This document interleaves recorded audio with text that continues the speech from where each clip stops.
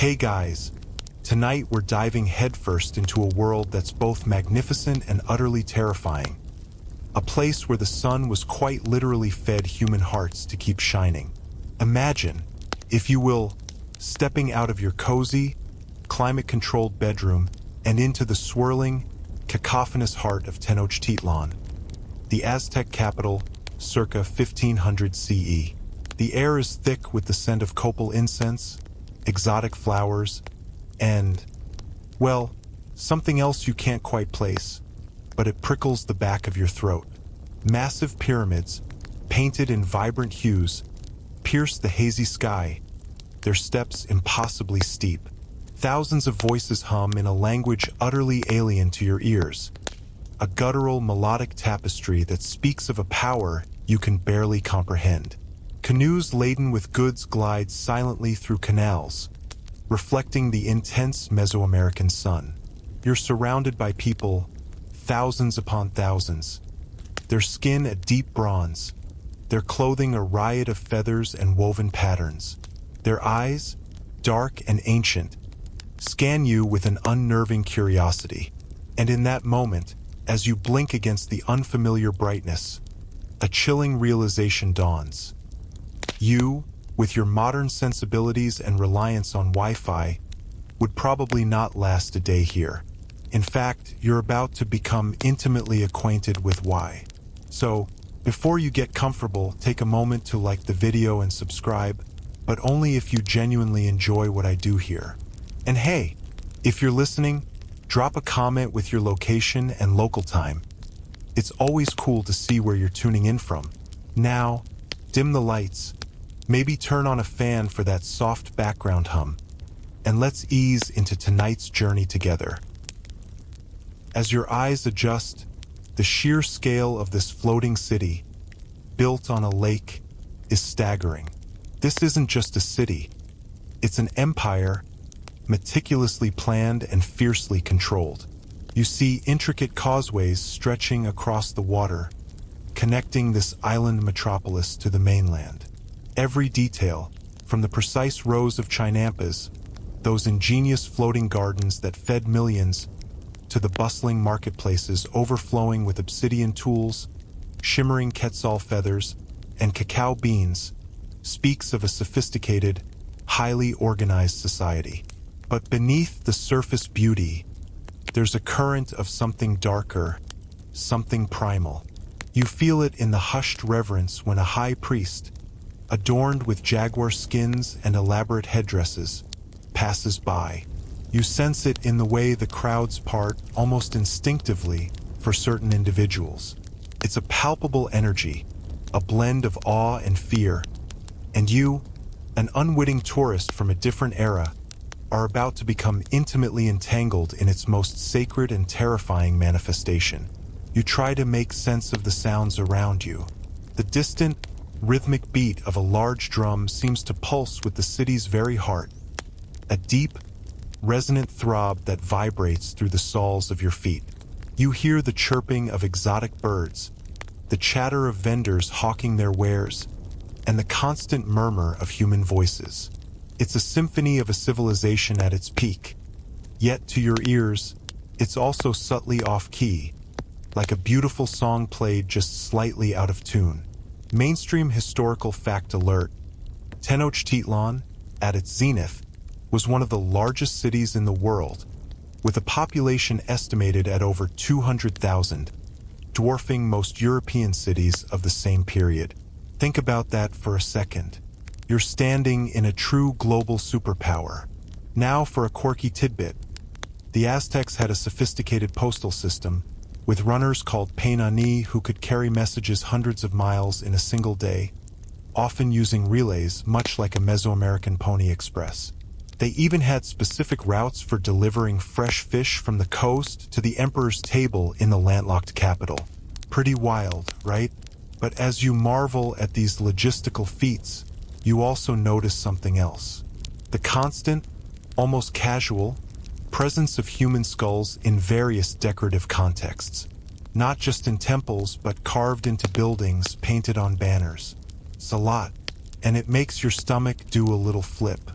Historians still argue whether the sheer scale of Aztec human sacrifice was primarily religious fervor, a form of social control, or a combination of both. You, however, are about to get a very personal answer to that question. You feel a subtle shift in the air, a quickening of the pulse in the crowd around you. Perhaps it's the shadow of a passing cloud, or perhaps it's something far more sinister. You turn, drawn by an almost imperceptible pull, and that's when you see them. A group of warriors, their bodies painted, their faces stern, moving with a purposeful, almost predatory grace. They carry obsidian-edged clubs and shields adorned with feathers. Your instincts, long dulled by the comforts of modern life, scream at you to run, to hide, to simply disappear. But where would you go in this labyrinthine city built on water, surrounded by millions who speak a language you don't understand? There's no Uber out of here, no helpful map app. You're truly, irrevocably, alone. And as their gaze locks onto yours, you realize that your unique appearance, your pale skin, your strange clothing, has made you stand out like a beacon in a storm. They move with an unsettling efficiency, closing in. It's not aggression you see in their eyes, not exactly. It's more like a dispassionate recognition, as if you're merely an item on a very long shopping list. You try to back away, but the crowd is too dense, a living, breathing wall around you. The rhythmic drumbeat intensifies, no longer a distant throb but a vibrant, insistent pulse that thunders in your ears. This, you dimly realize, is where your journey truly begins. The warriors are upon you quickly, their movements fluid and practiced. There's no shouted command, no dramatic struggle, just a quiet, almost surgical efficiency. Before you can truly react, strong hands seize your arms. You try to pull away, to protest, but your attempts are met with an unyielding grip. It's not violent, not yet, but the implied force is absolute. You're not being hurt, but you are absolutely, unequivocally, being taken. The crowd, which moments ago seemed so overwhelming, now seems to part effortlessly for your captors, as if you're a mere ripple in a vast ocean. No one intervenes, no one even seems particularly surprised. It's as if this is a common occurrence, an expected part of the day's rhythm. You glance around desperately, searching for a friendly face, a glimmer of recognition, anything that might signify a misunderstanding. But all you see are impassive stares, some curious, some indifferent. A few children, however, stare with wide, unblinking eyes, their expressions a mix of fascination and a hint of something that looks disturbingly like excitement. That's a fun thought, isn't it? Becoming a local spectacle. You're led away from the bustling marketplace, the sounds of commerce fading behind you, replaced by the rhythmic crunch of sandals on packed earth. The air, initially filled with 1,000 smells, now seems to carry an underlying metallic tang, subtle but persistent. It makes the hairs on your arms stand on end. You're moved through narrow, winding streets, past adobe houses with small, walled courtyards. Occasionally, you catch glimpses of vibrant murals depicting gods and warriors, their eyes painted to convey a fierce intensity. You pass priests with shaven heads and long, matted hair, some smeared with what looks suspiciously like dried blood. You try to tell yourself it's just paint or some kind of ceremonial mud, but a cold knot begins to form in the pit of your stomach. Your modern brain, however, is still trying to process the sheer audacity of this situation. Excuse me, you want to say, I think there's been a mistake. I'm just here for the history, not to become it. But of course, no one would understand. And even if they did, it wouldn't matter. Your captors don't speak to you, or to each other, beyond a few terse grunts. Their silence is more unsettling than any shouting would be. It implies a routine, a process that needs no explanation. You are simply an object to be moved from point A to point B. You're vaguely aware of being pushed onto one of those canoes, the flat-bottomed boats that ply the canals. The shift in perspective is disorienting. Suddenly, you're gliding through the water, the city unfolding around you in a new and unnerving way. The rhythmic dipping of the paddles, the quiet lapping of the water against the hull, creates an almost hypnotic effect. Mainstream historical fact: the Aztec Empire was a triple alliance between Tenochtitlan, Texcoco, and Tlacopan, with Tenochtitlan being the dominant power. They controlled a vast territory through tribute, not direct rule, meaning conquered peoples paid taxes and goods, including, yes, captives. So, you're essentially a living tax payment. As you glide through the canals, you notice something truly peculiar, a quirky tidbit to file away for later, if there is a later. Some of the chinampas, those floating gardens, aren't just for crops. You see small, intricately woven shelters on some of them, and tiny, almost miniature altars, adorned with offerings of flowers and corn. It looks like people actually live on these things, creating their own tiny, floating communities. It's a testament to their incredible ingenuity and adaptation to their environment. But your appreciation for their architectural prowess is rapidly overshadowed by the growing sense of dread. The silence of your captors is only broken by the distant, persistent thrum of that massive drum, growing steadily louder with every stroke of the paddle. It's like the heartbeat of a monstrous entity, drawing you closer and closer to its core. Historians still argue whether the Aztec practice of capturing individuals for sacrifice was primarily driven by religious doctrine or by a more practical need to intimidate conquered populations and assert dominance. Given your current predicament, it feels decidedly practical from their end. The canoe eventually docks at a small, unassuming landing near one of the larger causeways. You're disembarked with the same quiet efficiency, and your feet are once again on solid ground. The scent in the air here is stronger, more potent, and undeniably metallic.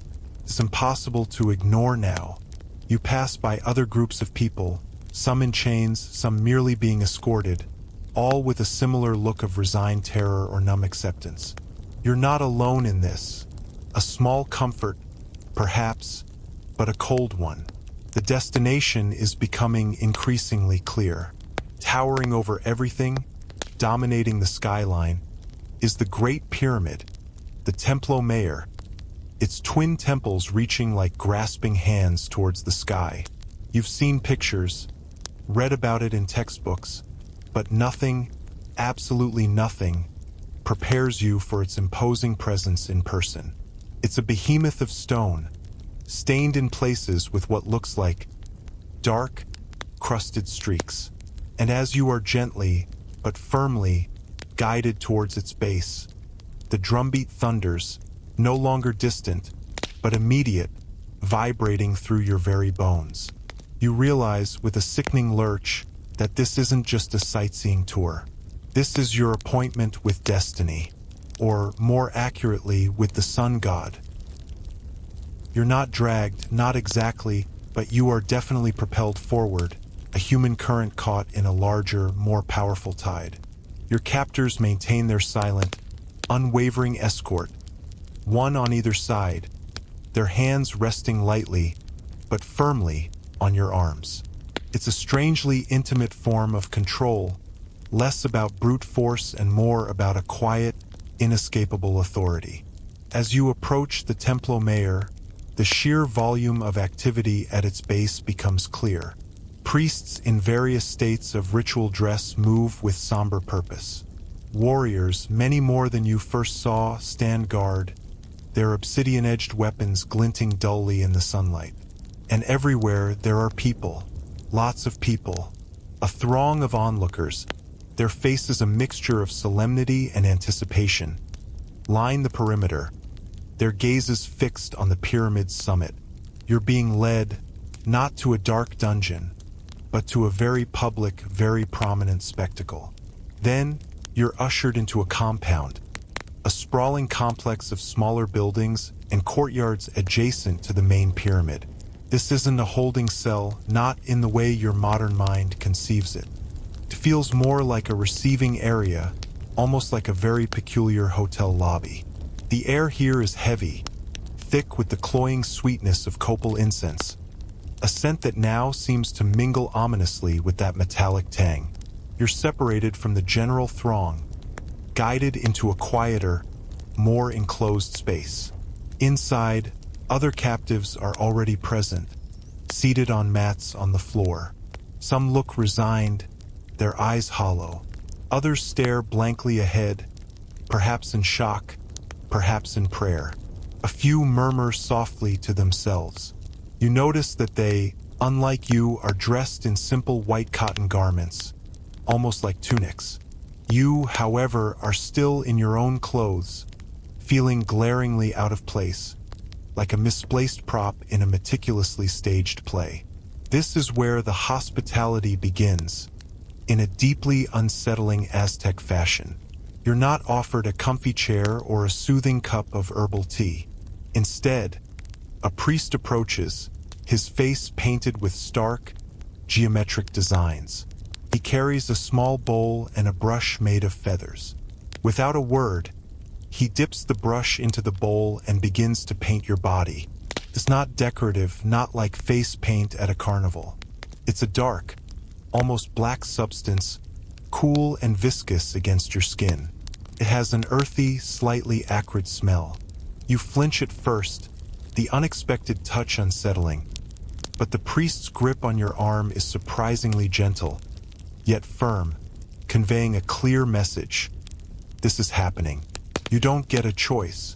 Mainstream historical fact: captives designated for sacrifice often underwent a period of ritual purification and preparation, which could include fasting, ceremonial baths, and being dressed in specific garments. So you're getting the full, albeit horrifying, VIP treatment. As the priest applies the paint, he murmurs something in Nahuatl, the Aztec language. It's a low, rhythmic chant, unintelligible to you, but its cadence is strangely hypnotic, almost lulling. You try to focus on the details, anything to distract from the growing fear. You notice the intricate patterns on the priest's cotton tunic, the way the light catches the polished obsidian inserts in his earlobes. A quirky tidbit: Aztec priests often wore their hair long and uncombed, matted with blood from self-sacrifice, and some also wore a type of black paint or charcoal known as tiza or chapapote on their bodies as a sign of their devotion and ritual purity. So, your painter here is just doing his best imitation of a goth rocker. Except, with real consequences. The painting continues, covering your exposed skin. Your arms, your face, perhaps even your chest and legs if your clothing allows. It's a thorough, almost meditative process on their part, though anything but for you. You feel a strange dissociation, as if this isn't truly happening to you, but to some character in a dream. You look at the other captives. Some have already undergone this ritual painting, their bodies gleaming dully in the filtered light. They look less like people and more like statues, figures carved from dark wood, awaiting their final placement. Historians still argue whether the psychological impact of these pre-sacrifice rituals was intended to break the captive's will or to spiritually prepare them for their role in the cosmic drama. You're leaning towards the breaking will option right about now. The surprisingly effective. Once the painting is complete, you're given a simple white cotton garment, similar to what the other captives wear. It's rough against your skin, but the act of changing provides a brief, almost absurd moment of normalcy. You shed your modern clothes, each piece feeling heavier than the last, a symbol of the world you've left behind. The sensation is both liberating and terrifying. You are no longer you in your familiar context, but someone new, someone defined by this alien ritual.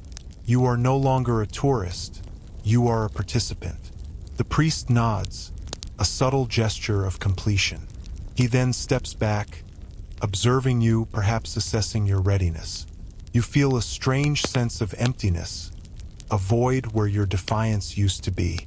The rhythmic drumbeat, ever present, seems to beat not just in the distance, but inside your own chest, a macabre counterpoint to your rapidly fading hope.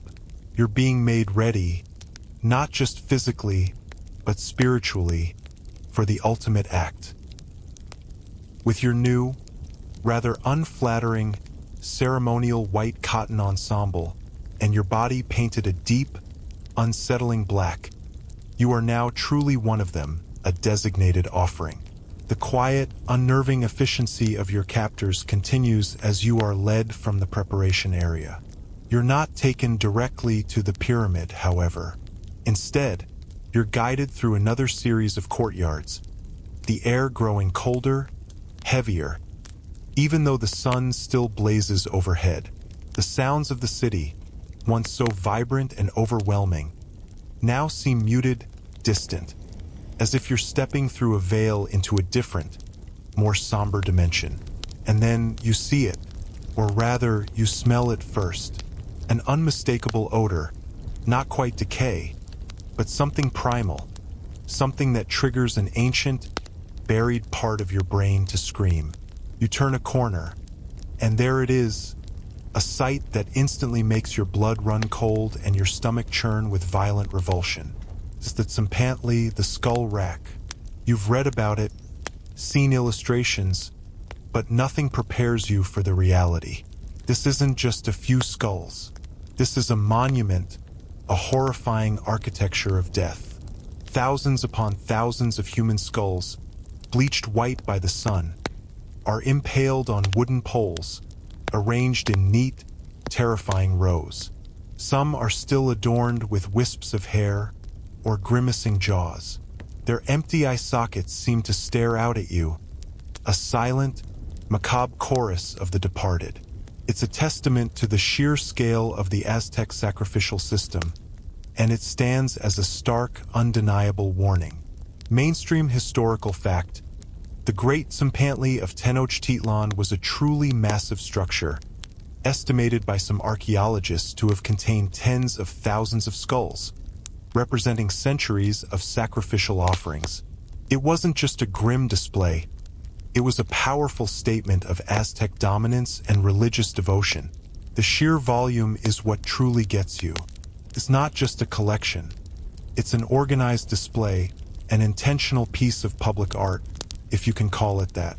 Some skulls are still relatively fresh, others are ancient, crumbling, suggesting a continuous, long-standing practice. You can even make out the faint, intricate carvings on some of them, adding another layer of unsettling detail. A quirky tidbit: Spanish conquistadors, upon seeing the Tzompantli for the first time, described it with a mixture of horror and awe, often exaggerating its size in their accounts, though the reality was still incredibly impressive and disturbing. They really didn't have a frame of reference for this level of public bone display. Hey, let's decorate the plaza with heads.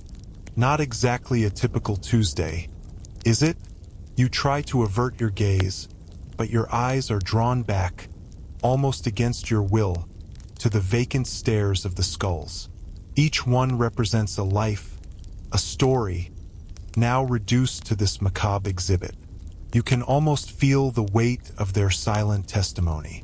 The air here, in the shadow of the skull rack, is heavy, laden with a sense of finality, presses in on you, stealing the breath from your lungs.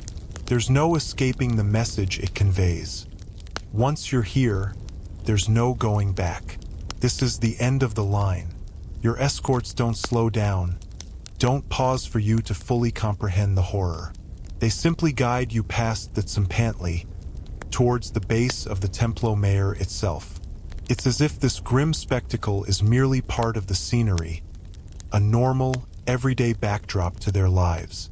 And perhaps for them it is. For you, it's a waking nightmare, a tangible manifestation of your worst fears. You can hear the distant chanting more clearly now, a low, guttural murmur that seems to emanate from the very peak of the pyramid. The rhythmic drumbeat, that relentless thrum, pulses in time with your racing heart, a terrifying soundtrack to your inevitable fate.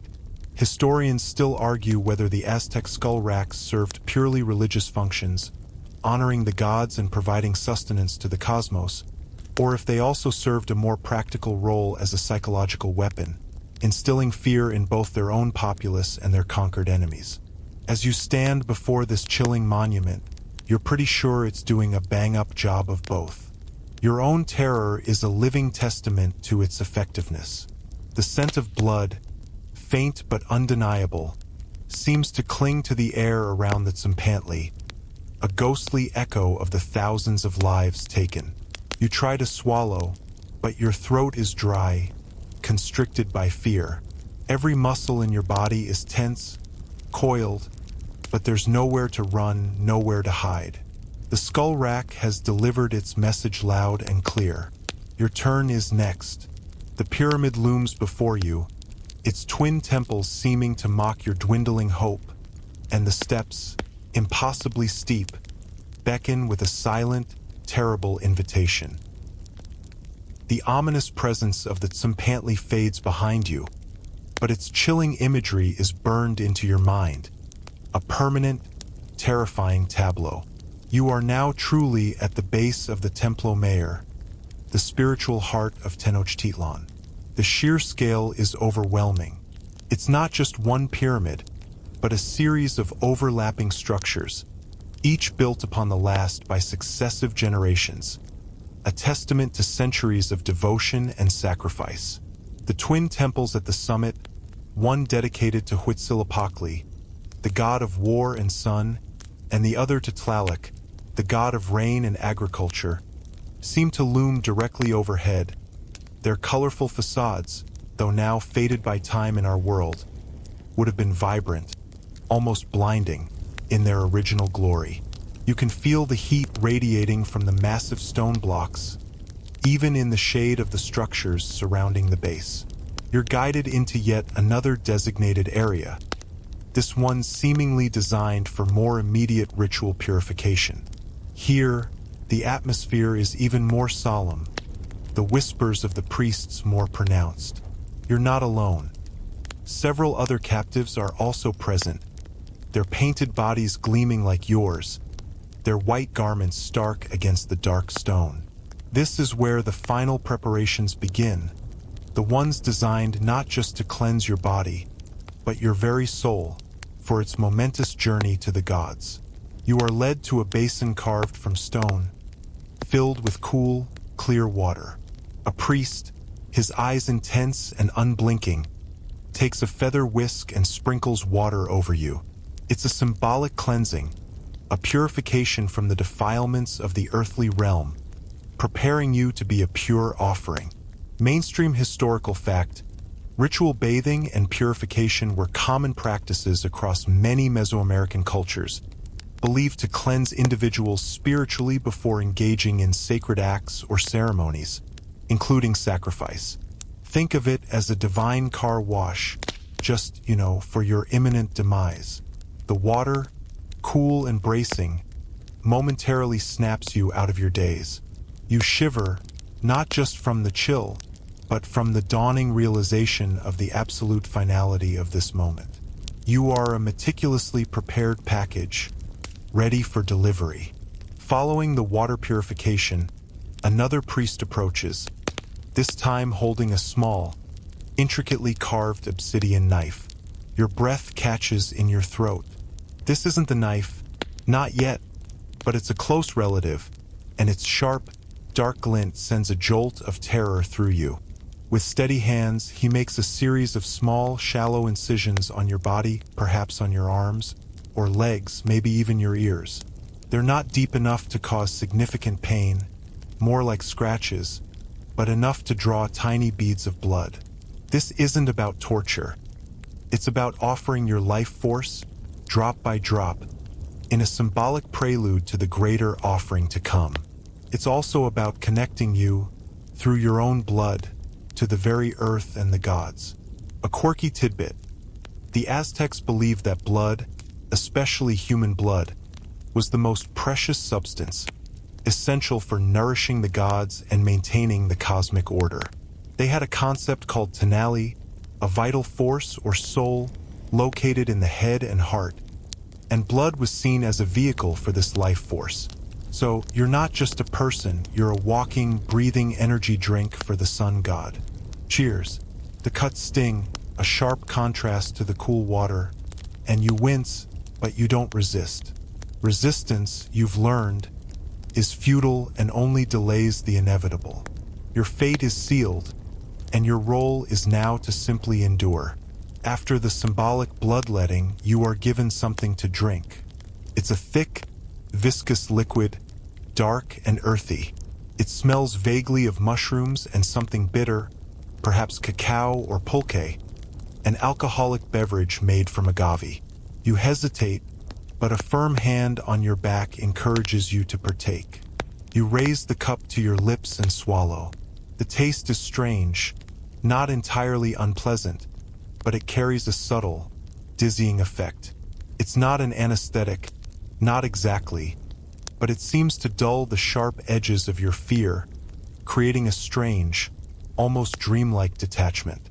Historians still argue whether these ritual drinks were primarily symbolic, containing mild psychoactive properties to induce a state of altered consciousness, or simply a way to calm the sacrifice victims. Whatever its purpose, it's certainly having an effect, softening the edges of your panic, blurring the terrifying reality around you. You feel a growing lethargy, a heavy calmness settling over you.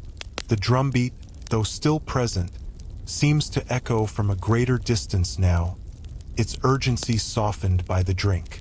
The faces of the priests, once so stern and imposing, now seem almost serene. They're chanting a gentle hum rather than a demanding roar. You are being prepared, not just physically, but mentally and spiritually, to meet your destiny with a strange, almost peaceful resignation. You are a vessel emptied of your individual will, ready to be filled with the sacred purpose of the ritual. The air around you feels charged, thick with ancient energy, and you, the modern interloper, are slowly, irrevocably becoming part of it. Your transformation from terrified tourist to willing, if drugged, participant is almost complete. The ritual drink, whatever its mysterious ingredients, has done its work. Your terror hasn't vanished entirely, but it's softened, becoming a distant hum rather than a piercing shriek. You feel strangely light, almost detached, as if you're observing your own body from a slight distance. It's an odd sensation, like watching a movie where you happen to be the starring and doomed actor. Now, with your body painted, your spirit supposedly purified, and your mind dulled by the ancient concoction, it's time for the ultimate ascent.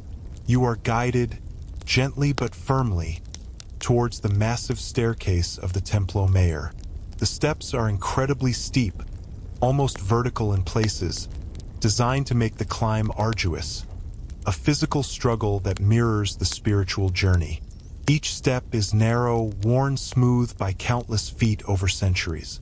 You place your own foot on the rough stone, the cool surface a strange anchor in your altered state. As you begin the climb, the drumbeat, which had softened in your mind, begins to reassert itself, growing louder, more insistent with every upward movement. It's no longer just a sound.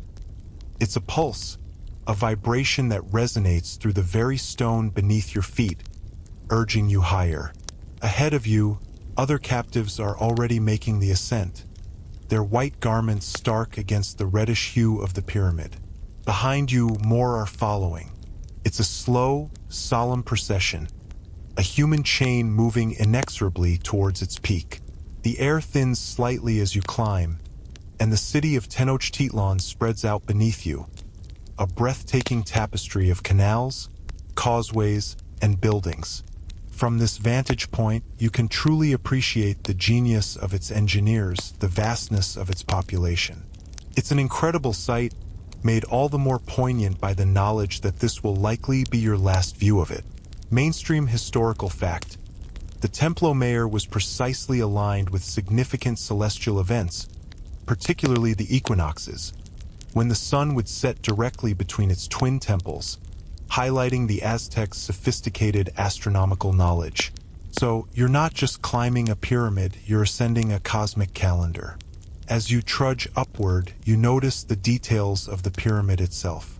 Carvings of serpents and deities adorn the balustrades, their stylized forms seeming to writhe in the sunlight.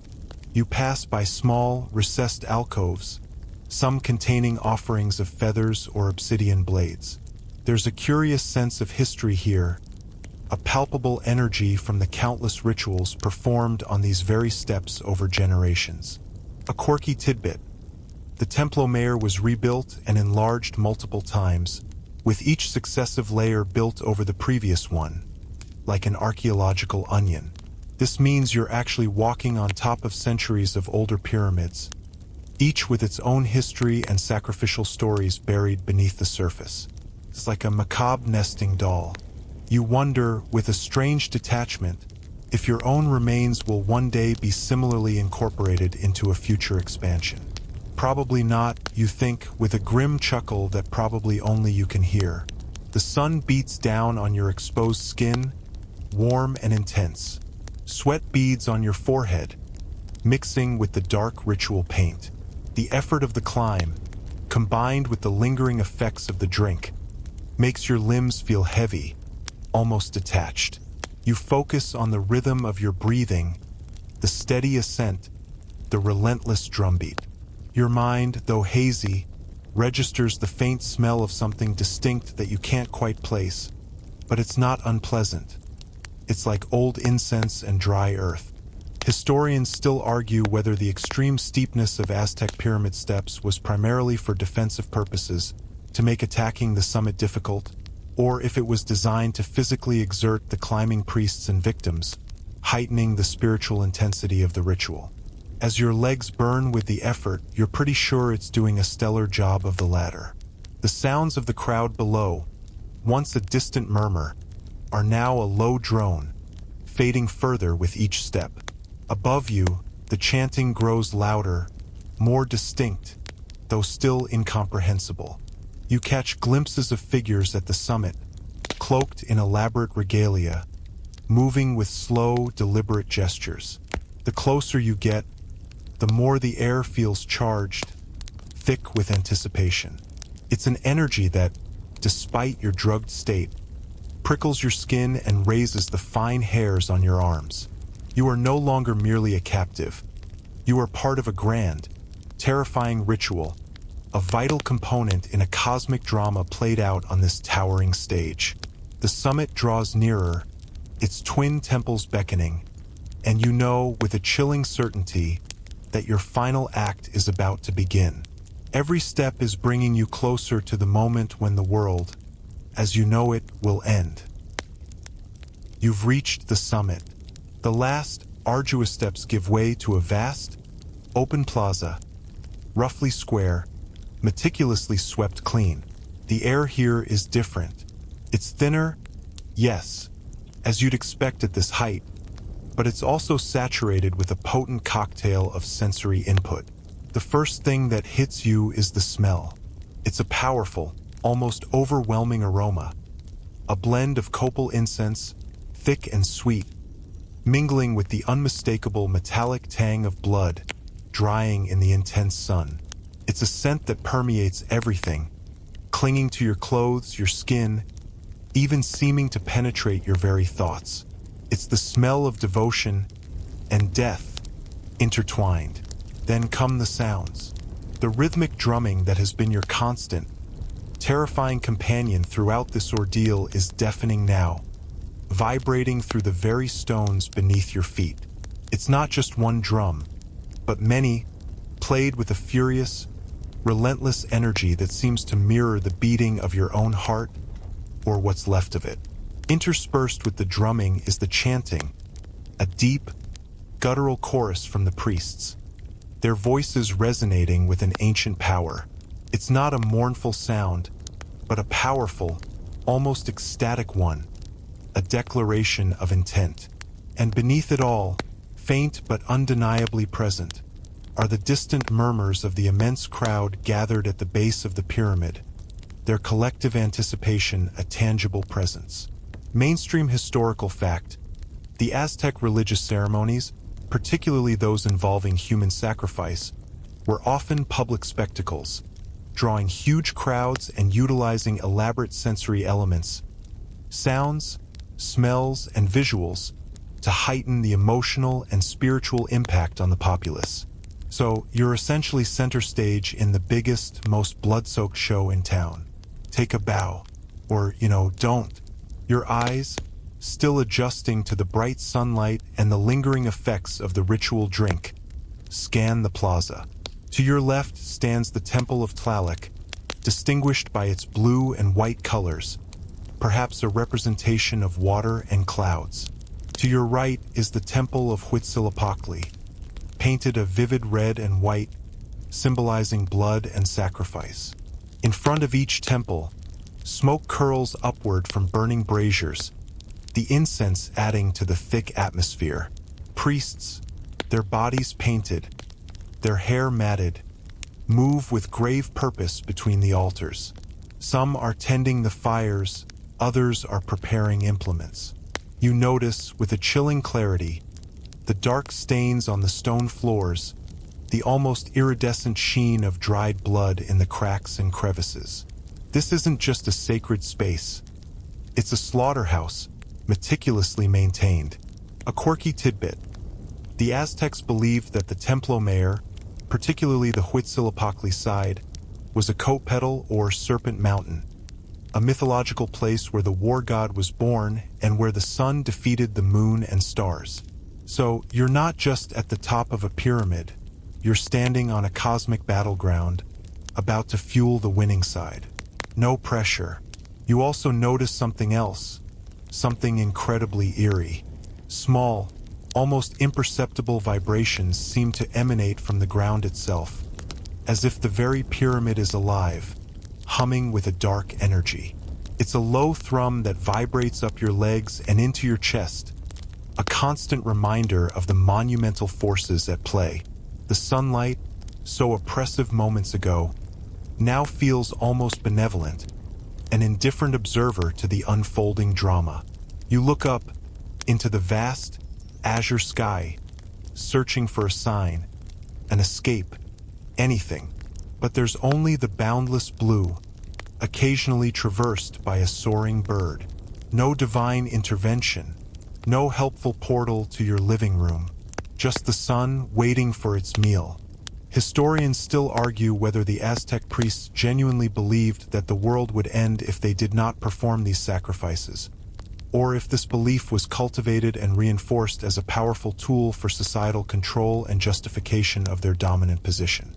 From your vantage point, feeling the sun's direct gaze, it certainly feels like a matter of cosmic urgency. The gentle detachment induced by the ritual drink now allows you a bizarre, almost academic appreciation for the scene. You're a part of something ancient, something that transcends your understanding of morality and consequence. You are a cog in a vast, terrifying machine, designed to appease powerful deities and maintain a fragile cosmic balance. The final preparations are clearly underway. The priests are gathering near a large, convex stone in front of the Huitzilopochtli temple. Your eyes are drawn to it, a dark, smooth surface, slightly curved, waiting, instinctively, that this is the final stage. The air grows even thicker, the smells more intense. The drumming reaches a fever pitch, a relentless, thundering crescendo that drowns out all other thoughts, all other fears. Your time has come. The deafening rhythm of the drums and the fervent chants of the priests are now the only sounds in your universe. Your vision narrows, focusing intently on the figures moving purposefully around the sacrificial stone. Your detached, drugged state remains, a strange shield against the raw horror, but a new sensation begins to prickle at the edges of your awareness. A profound sense of anticipation, not your own, but that of the priests, the crowd, and perhaps even the very pyramid itself. You are the focal point of their collective intent. One figure in particular commands your attention. He steps forward, his presence radiating an undeniable power, a quiet authority that instantly sets him apart. This is the High Priest, the Tlamakasqui. He is not merely a participant. He is the orchestrator, the conduit between the human and the divine. His stature is imposing not necessarily from physical size, but from the weight of his office. He is adorned in an elaborate headdress, perhaps of quetzal feathers, shimmering iridescently in the sun, symbolizing his connection to the heavens. His garments are meticulously clean, in stark contrast to the occasional bloodstains you've seen on other priests, suggesting his elevated status. His face is painted with precise, stark designs, perhaps black and white, emphasizing the sharp angles of his cheekbones. His eyes, however, are what truly hold you captive. They are dark, ancient, and utterly devoid of emotion. No malice, no pity, just a profound, unwavering dedication to his sacred duty. Mainstream historical fact. The High Priest of Huitzilopochtli was one of the most powerful and revered figures in Aztec society, responsible for leading the most important sacrificial ceremonies and interpreting the will of the gods. So, you're about to meet the CEO of Cosmic Sustenance. He doesn't look at you with anger or triumph, but with a gaze that seems to look through you, seeing only the cosmic purpose you are about to fulfill. It's a disconcerting experience, to be seen not as a person, but as a ritual component, an essential ingredient in a divine recipe. His movements are deliberate, precise, every gesture imbued with a ritualistic significance. He raises his hands slowly, and the drumming, if possible, intensifies further, becoming a relentless torrent of sound. The chanting reaches a crescendo, a roaring wave of voices that seems to shake the very air. A quirky tidbit: Aztec priests, particularly those of Huitzilopochtli, were known for practicing intense self-sacrifice, including piercing their tongues and ears with agave thorns to draw blood, which was also offered to the gods. So, this guy isn't just asking for your blood, he's already given plenty of his own. Talk about leading by example, right? You also notice the intricate details of his regalia, the subtle shimmer of finely woven cotton, the polished obsidian ornaments embedded in his clothing.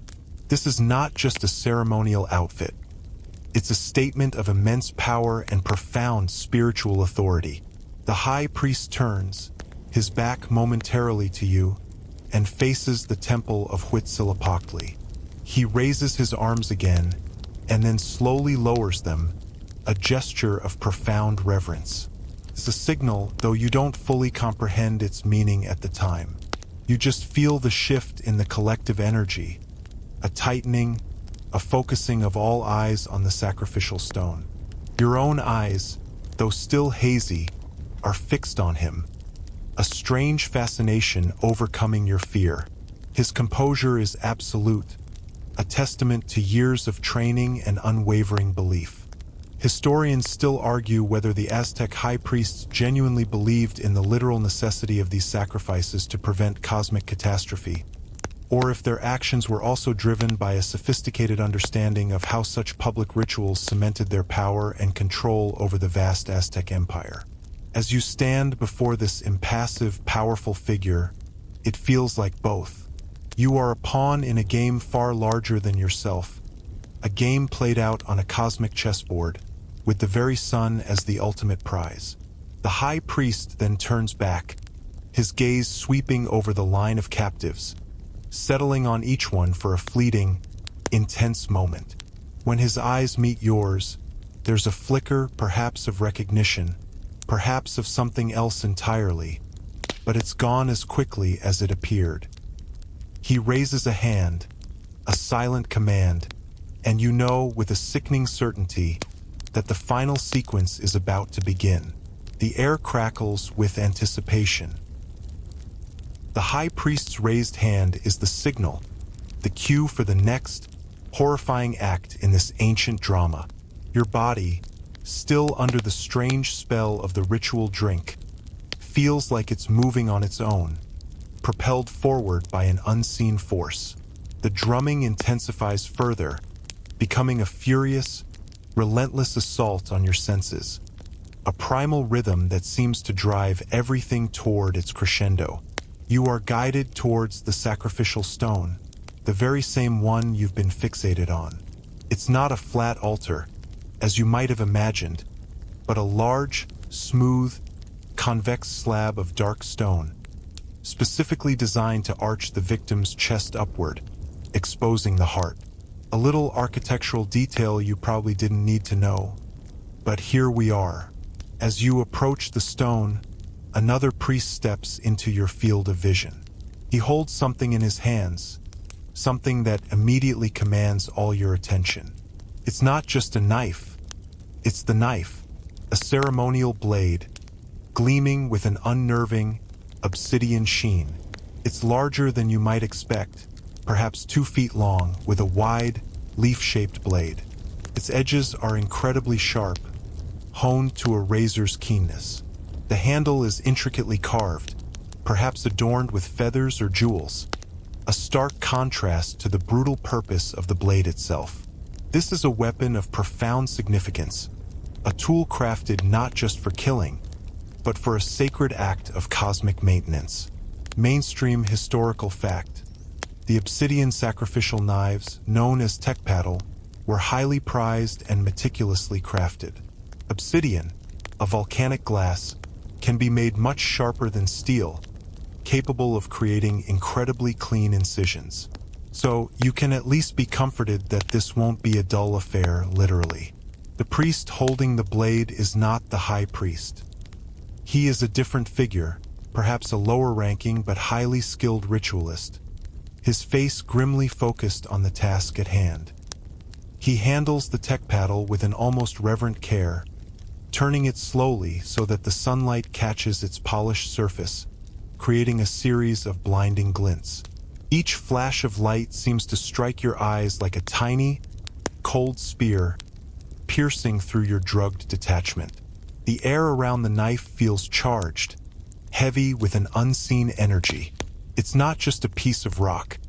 It's an extension of the god's will, imbued with centuries of ceremonial power. A quirky tidbit: while most modern people think of steel or iron for weapons, obsidian was the sharpest material available to the Aztecs. Archaeologists have found obsidian blades so finely flaked that their edges are only a few atoms thick, making them sharper than a surgeon's scalpel. Imagine that: a prehistoric surgeon general's warning.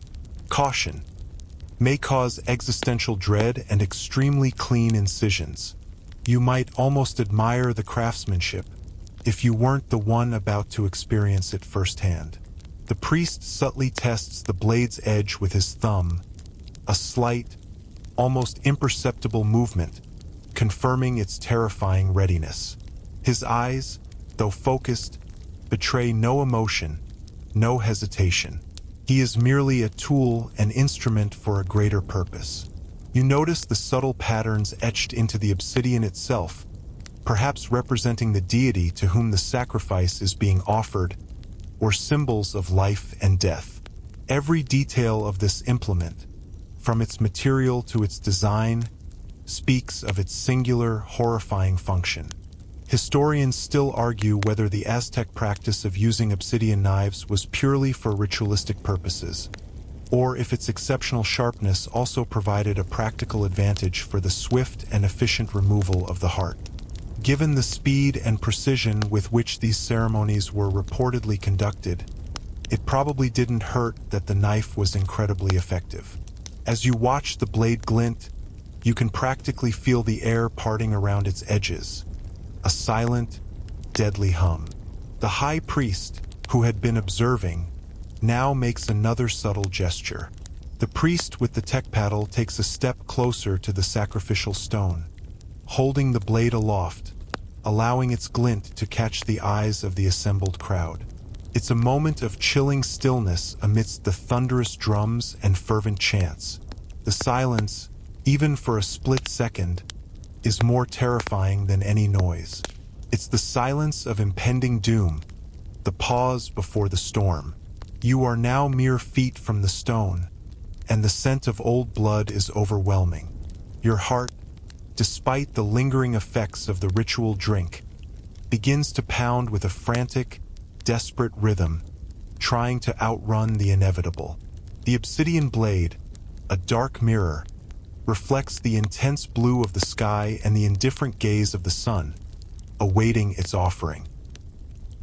The moment the obsidian blade glints in the sunlight, the rhythmic drumming reaches a new crescendo, a frantic, almost maddening beat that pulses in your ears, drowning out all other thoughts. This isn't just music. It's a direct appeal to the gods, a summoning.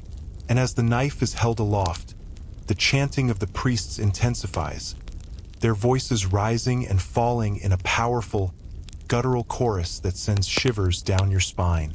They are not merely speaking, they are invoking. They are calling upon Huitzilopochtli, the mighty sun god, the fierce warrior who demands sustenance to continue his daily journey across the sky. You can discern snippets of the chants now, even if you don't understand the Nahuatl words. Phrases are repeated, hammered home by the collective voices. Sounds like Huitzilopochtli, Tonatiuh, blood, and sun. It's a litany of divine hunger, a desperate plea for cosmic continuity. The very air around you seems to vibrate with the sheer force of their belief. They believe, with every fiber of their being, that your sacrifice is not an act of cruelty, but one of profound necessity, a sacred duty to prevent the world from plunging into eternal darkness. Mainstream historical fact: Huitzilopochtli, whose name means hummingbird of the south or left-handed hummingbird, was the patron deity of the Mexica, Aztec people and their god of war, sun, and sacrifice. His nourishment was considered essential for the sun's daily rebirth and the survival of the universe. So, you're essentially the cosmic equivalent of a solar panel. A delicious, beating solar panel. The chanting isn't just loud. It's immersive, hypnotic. Surrounds you, engulfs you, pulling you deeper into the ritual. The priests, their faces contorted in expressions of fervent devotion, sway with the rhythm, their bodies becoming extensions of the sound. You might almost feel a strange, almost comforting surrender begin to wash over you, a profound acceptance that your role in this cosmic drama is now paramount. It's a terrifying kind of peace, born of utter helplessness. A quirky tidbit: Huitzilopochtli was born fully armed from his mother, Coatlicue, and immediately slew his jealous siblings, the Sensen Huitznawa, the 400 Southerners, and his sister Coilzauqui, moon goddess, who had conspired to kill their mother. This mythological origin story, often reenacted during ceremonies, justified the constant need for sacrifice, particularly of warriors, as a way to assist Huitzilopochtli in his eternal battle. So, you're not just feeding a god, you're helping him win a very old family feud. Talk about high stakes. You look towards the temple dedicated to him, its vivid red facade seeming to pulse with an inner fire, and you can almost feel the deity's hungry gaze.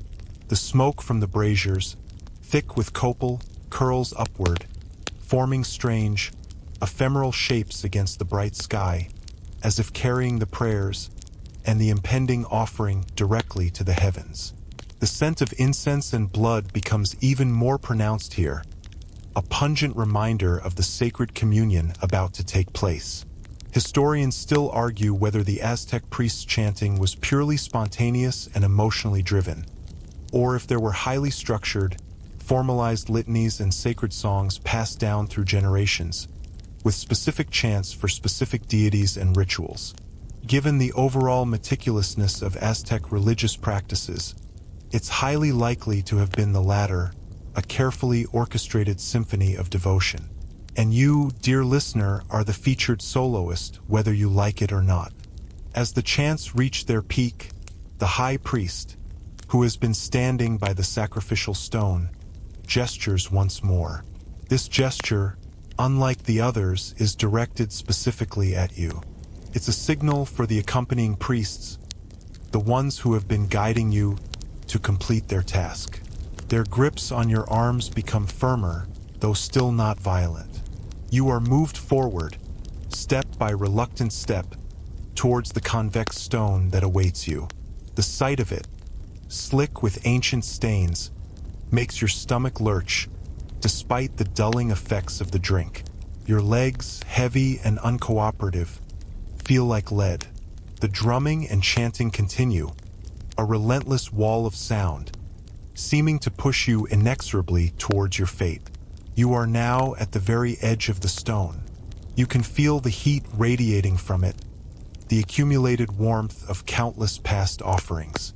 The priests on either side of you position themselves, their movements practiced, efficient. There's no escaping this. The whispers of the sun god have become a roar, demanding its due, and you are about to answer its call. The obsidian blade, held high by the priest, catches the sun one last time, a terrifying beacon against the vast, indifferent sky. The chanting of Huitzilopochtli's name reverberates across the summit, a powerful, almost tangible force. But beneath and within that vocal tide, you become acutely aware of another sound, one that has been a subtle but persistent presence since your arrival in Tenochtitlan, now rising to become an undeniable, thunderous crescendo. It's the sound of the great drum, not just one, but a symphony of large, skin-covered drums, beaten with an urgency that mirrors the frantic pounding of your own heart. It's a primal, visceral rhythm, a relentless thump-thump-thump that seems to shake the very foundations of the pyramid and resonate deep within your bones. It's the heartbeat of the empire, a living pulse that drives the entire ritual forward. This isn't just background noise. It's an integral part of the ceremony, a sonic anchor for the priest's chants and the collective will of the gathered populace. The drummers, unseen but felt, maintain a furious pace, their arms moving in a blur, creating a continuous, overwhelming wave of sound. It's designed to disorient, to overwhelm, to strip away any last vestiges of individual thought or resistance. And it works. Your mind, already hazy from the ritual drink, finds it increasingly difficult to hold onto coherent thoughts. All that remains is the relentless, booming rhythm. Mainstream historical fact: drums were indispensable instruments in Aztec religious ceremonies, with large huetel, vertical drums, and teponazli, horizontal log drums, used to create powerful, hypnotic rhythms that guided rituals and intensified the spiritual experience. So you're getting the full percussive treatment. You feel the vibrations through the soles of your feet, up your legs, into your chest. It's as if the pyramid itself is breathing, a giant, stony beast whose life force is measured in these thunderous beats. The sound is so loud, so pervasive, that it almost feels like it's originating inside your own head, an inescapable echo of your rapidly approaching end. It amplifies the sense of inevitability, pressing down on you with a physical weight. A quirky tidbit: some Aztec drums, particularly the teponazli, were carved with intricate designs, often depicting mythical creatures or gods, and had two tongues that were struck to produce different pitches. It's said they could be heard for miles across Lake Texcoco. So, that persistent thrum you've been hearing since you were captured?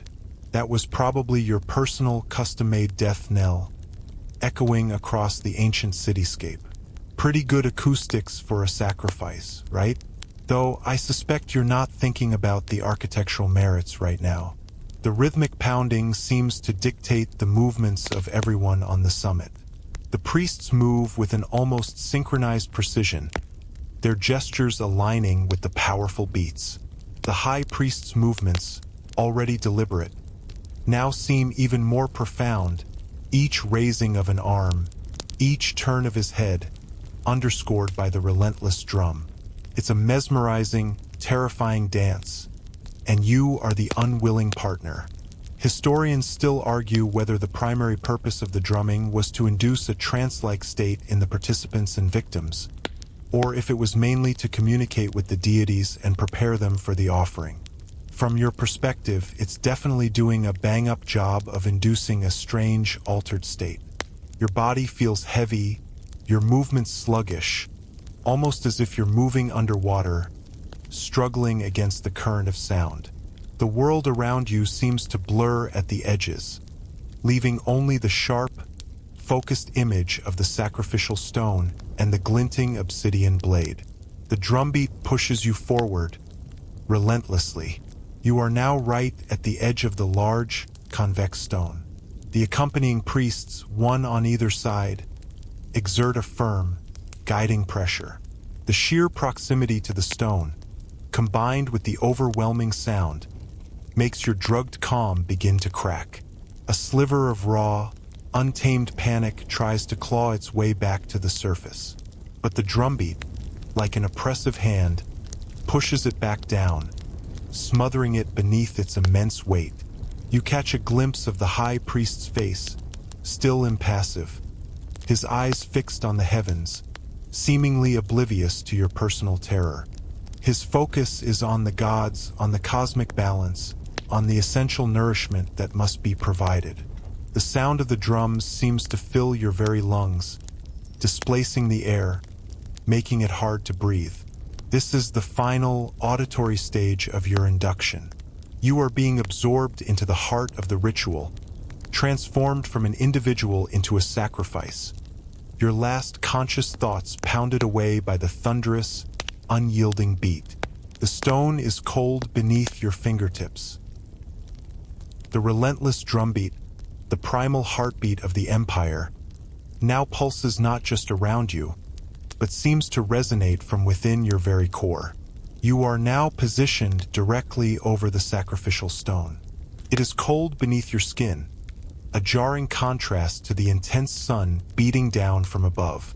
This isn't just any stone. It's the techcatl, the designated sacrifice stone. Its surface deliberately convex to arch the victim's body, pushing the chest upward, making the heart more accessible. A rather efficient design, you have to admit, in a horrifying sort of way. You are carefully, but firmly laid down onto this stone. The priests assisting the high priest are practiced in their movements. One holds your head, another your legs, a third perhaps your arms. Their grips are firm, inescapable. You try to struggle, a last, desperate surge of self-preservation. But the ritual drink has made your limbs heavy, your will sluggish. Your painted body is pressed against the rough, cold stone, and you can feel its unyielding surface against your back.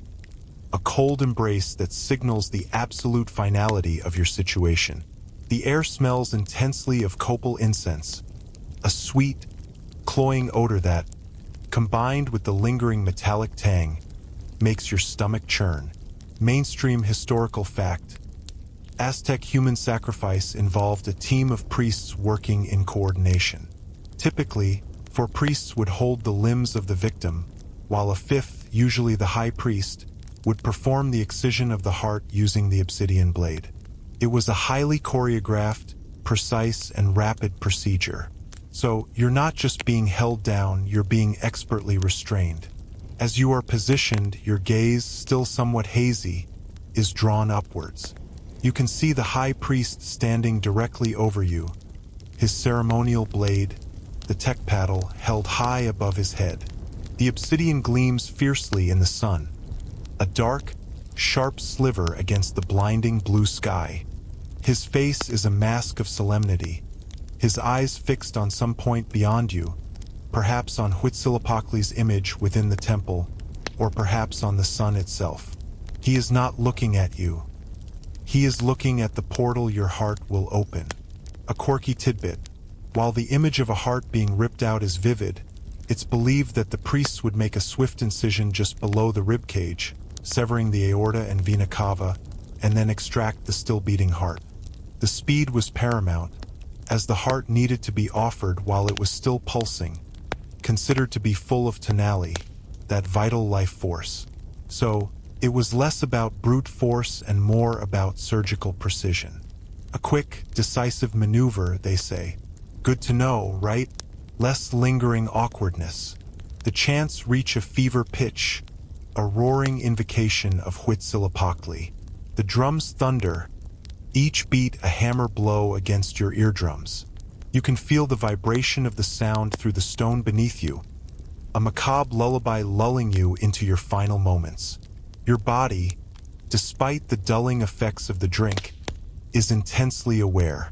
You feel the cool stone, the rough texture of your white cotton garment against your skin, the firm pressure of the priest's hands.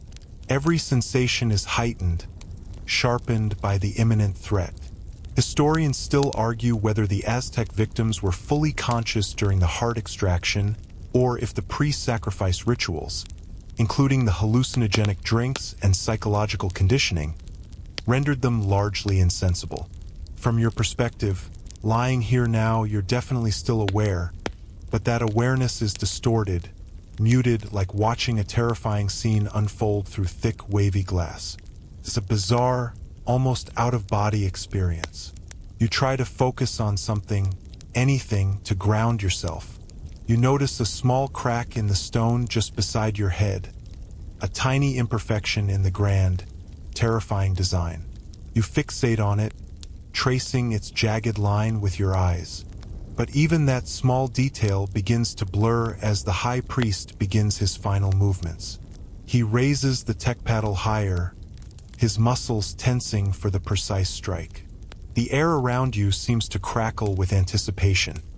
A collective held breath from the thousands watching from below, and the priests gathered on the summit. Your breathing quickens, shallow gasps against the overwhelming pressure on your chest. The metallic tang in the air becomes more potent, an immediate, undeniable scent. The coldness of the stone seems to seep into your very bones.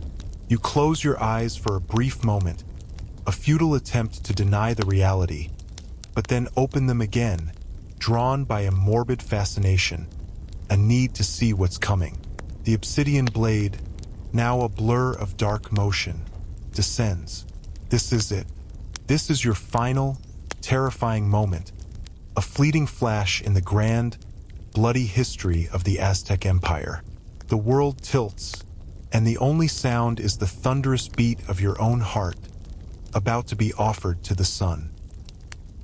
The obsidian blade descends, a blur of dark motion against the blinding sun.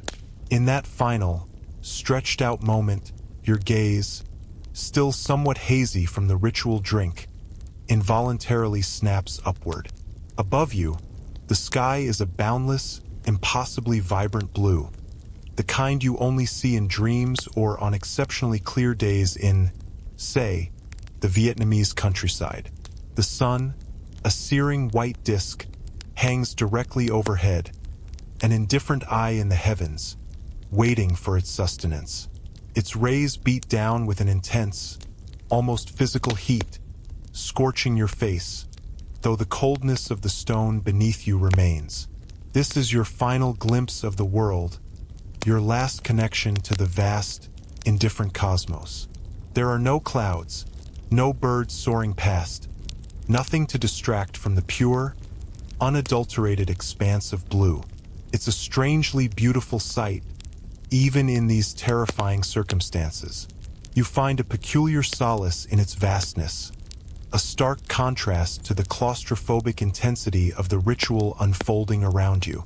For a fleeting second, your consciousness seems to expand, to merge with that infinite blue, a tiny flicker of defiance against the inevitable. It's almost as if the sky itself is holding its breath, awaiting the sacred communion about to take place. Mainstream historical fact: Aztec sacrificial rituals were often timed to coincide with significant celestial alignments, such as the sun at its zenith, believed to maximize the efficacy of the offering and ensure the sun god's continued journey across the sky. So you're hitting your marks right on schedule. The high priest's face, a mask of grim determination, is framed against that brilliant blue. His lips are moving, still chanting, though the words are lost to you now, drowned out by the thunderous drum and the frantic pounding of your own heart. He is merely an instrument, a vessel for a cosmic purpose, and you, lying on the stone, are the ultimate offering. You feel the sharp, cold pressure of the blade against your chest, just below your ribs. There's a brief, searing pain, a shock of raw sensation that momentarily cuts through the dulling effects of the drink. The swift, precise, and utterly final. A quirky tidbit.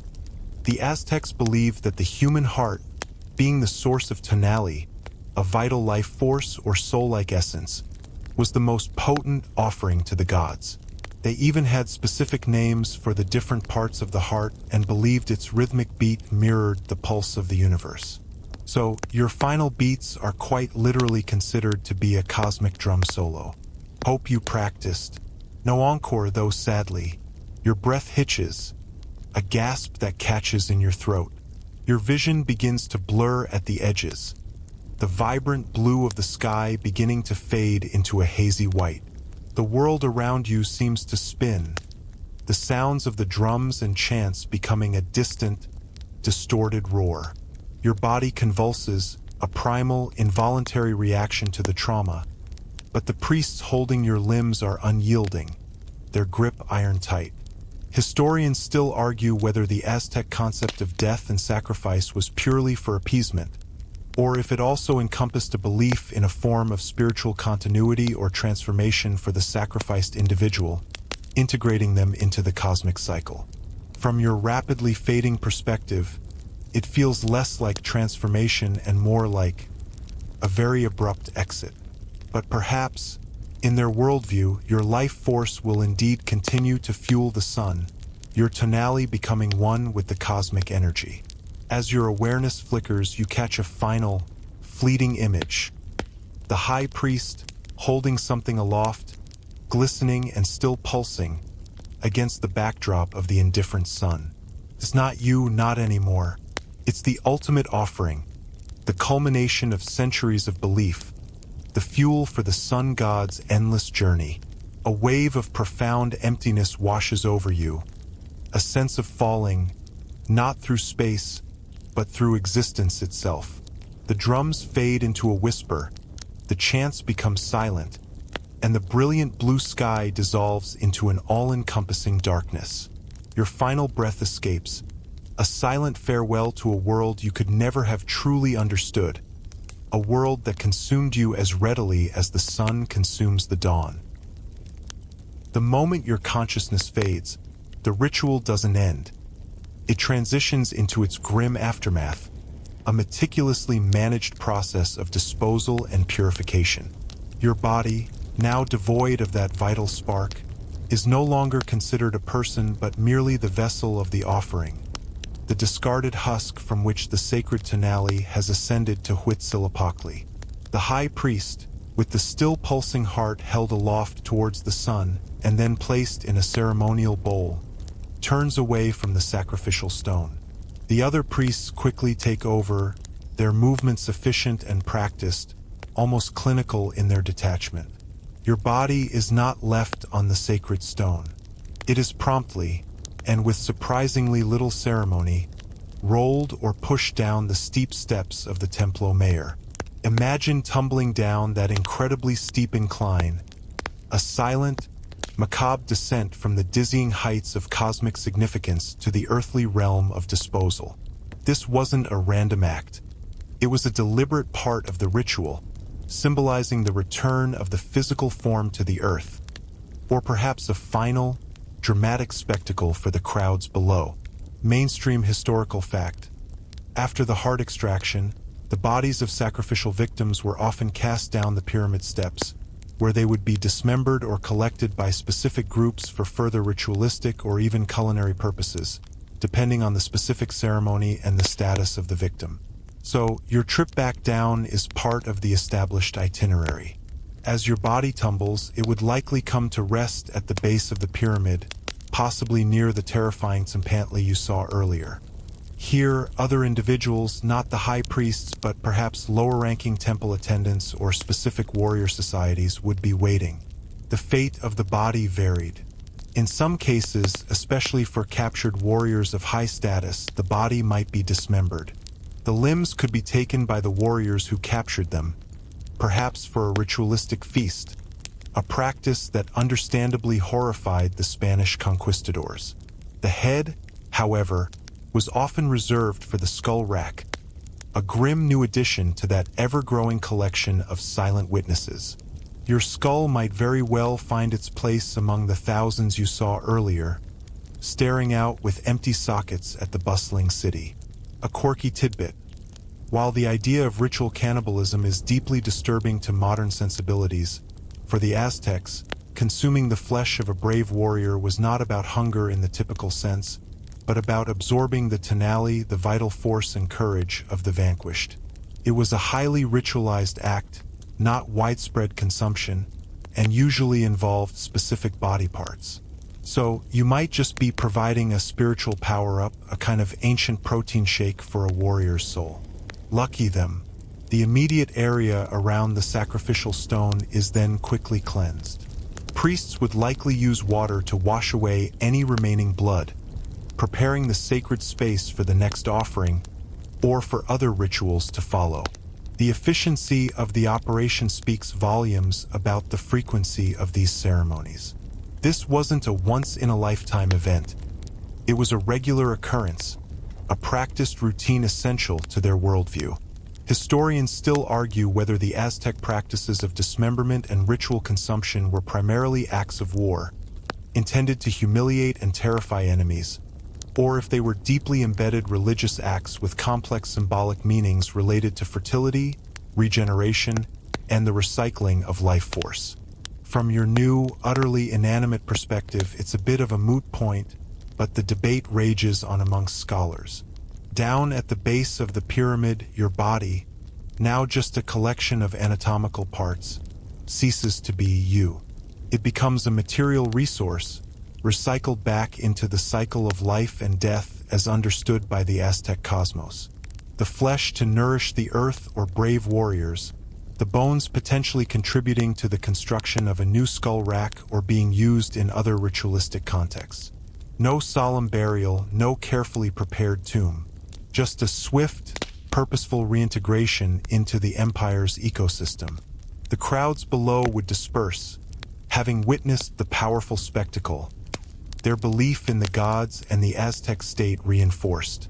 The scent of blood would slowly dissipate in the strong sun, replaced by the ever-present aroma of copal, and the drums, after their final, thunderous crescendo, would perhaps soften to a more steady beat, continuing their sacred rhythm as the day progressed, awaiting the next moment when the sun god would again demand its due. Your journey, however, as a conscious entity in this terrifying world, has utterly concluded. Your journey through the heart of the Aztec sacrificial ritual, culminating in that final, terrifying glimpse of the sun, has brought you to an abrupt and rather definitive end. Your brief, involuntary participation in their cosmic drama concludes with your body being returned to the earth, or, well, scattered among the crowd at the base of the Templo Mayor, depending on the specific post-ritual protocols of the day. But even in your utter demise, the profound, unyielding impact of the Aztec worldview lingers, echoing in the very air of what was once Tenochtitlan. You wouldn't last a day because their world operated on principles so alien, so deeply embedded in a different understanding of existence, that your modern mind would simply short-circuit. Think about it. Our society is built on progress, on individual rights, on pushing boundaries and conquering nature. Theirs was built on balance, on reciprocity, on maintaining a delicate cosmic order through constant, profound offerings. They saw themselves as stewards of the universe, responsible for feeding the sun, for ensuring the rains came, for the very cycle of life and death. And to them, human life, particularly the most vital tonality contained within the heart, was the most precious fuel for this cosmic engine. It wasn't about hate or cruelty in their eyes. It was about survival, about ensuring the world didn't plunge into a second, permanent darkness like the one that preceded the fifth sun mainstream historical fact. The Aztec cosmology centered on the belief in 5 suns, each a distinct era of creation and destruction, with their current age being the 5th sun, destined to end by earthquakes if not properly sustained. So, your demise was literally world-saving from their perspective. It's a stark contrast, isn't it? Our worries about traffic jams and Wi-Fi speeds seem rather quaint when juxtaposed with their daily existential dread that the sun might just stop. And their solution, a level of sacrifice that is truly unfathomable to us. A quirky tidbit. The Aztecs believed that if the sun didn't receive enough blood, it wouldn't have the strength to rise the next day, and the world would become a barren, lifeless place, consumed by cosmic monsters. So, when they said, "Give us your heart for the sun god," they really meant it as a matter of universal emergency. No pressure on the victim, of course. The very air of Tenochtitlan, even after your spirit has departed, would continue to thrum with this profound belief. You can almost feel the weight of their conviction, the collective energy of millions dedicated to this sacred purpose. Every temple, every carving, every ritual was a testament to this all-encompassing worldview. You, with your notions of safety and personal autonomy, were simply an unexpected resource, a new source of tonality for their insatiable gods. Historians still argue whether the Spanish conquest was primarily a clash of military powers, or if it was fundamentally a clash of irreconcilable worldviews, one driven by a belief in a singular god and individual salvation, the other by a complex polytheistic system and collective cosmic responsibility. Lying as you are, now a part of the earth of Tenochtitlan, you might conclude it was very much the latter. Your understanding of reality simply had no place in theirs, and that, ultimately, was your undoing. And so, as the sun sets on your fictional, terrifying journey, we fade from the bustling, bloody heart of the Aztec Empire. The sounds of the drums quiet, the chants grow faint, and the metallic tang in the air slowly dissipates, replaced by the gentle hum of your own fan, the soft rustle of your sheets. The vibrant, unsettling world of Tenochtitlan recedes, becoming a distant echo, a whisper in the quiet of your room. The weight of that history, however, lingers. It's a reminder of how vastly different human cultures can be, how profoundly our beliefs shape our realities, and how fragile our assumptions of normalcy truly are. The Aztecs, in their own time and context, were not monsters, but deeply devout people living by a logic that made perfect sense to them, even if it brings a shiver to our modern souls. Their rituals, their art, their very existence were bound by a cosmic contract, a desperate bargain with the universe to keep the world turning. Now, as the last vestiges of that ancient empire fade into the quietude of your room, let your mind drift. The sun, thankfully, continues to rise each morning without demanding such a fearsome price here in your world. The drumbeats you heard were just echoes from a distant past, not the harbinger of your own fate. Let the images soften, the sounds melt away, leaving only the gentle rhythm of your own breathing. Drift now into a peaceful, dreamless sleep, knowing that you are safe in your own time, in your own bed, far, far away from the hungry sun of Tenochtitlan. Sweet dreams.